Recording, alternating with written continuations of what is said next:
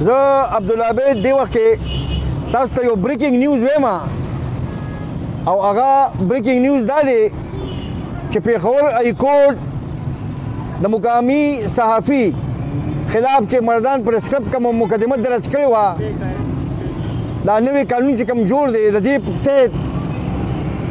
نو هغه مقدمه په هغې باندې عمل درآمد رکوع کړ او مقامي پولیس او مردان پریس کلب والے په 11 مارچ باندې پېښور هائی کورټ ته راوبلل دا بریکینګ نیوز دی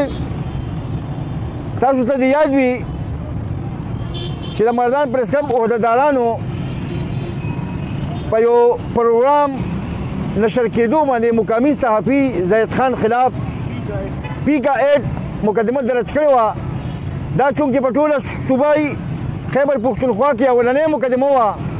نو د دې د وجې نه انټرنیشنل میډیا هم دا مسله راوښته کړې وه د پاکستان چې څومره صحافتي تنظیمونو هغې هم د دې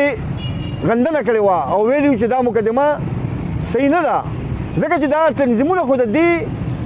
خلاف کار کوي دا یو متنازع قانون ګڼي نو مردان پریس کلب څنګه دا مقدمه درج کړه بهرحال بریکینګ نیوز پکې دا دی چې مقامي هائی کورټ مقامي پولیس ته آرډر ورکړی دی چې بھئی صحافي زید خان به نه ګرفتاروئ او په 11 تاریخ باندې به تاسو او مردان پریس کلب چې کوم عهدهداران دي دوی به په هائی کورټ کې پیش کېږي او د دې مقدمې وضاحت به کوي ځکه چې د دې قانوني تقاضې نه دي پوره کړې شوې دا داسې پولیس एकदम بره راست مقدمه په دې کې نشي درج کولی دا به اسلام آباد کې چې کوم نوې اتارټي حکومت جوړی یا جوړه شوې ده یا نه ده په هغې کې به باقاعده دې درخواست ورکړی کېږي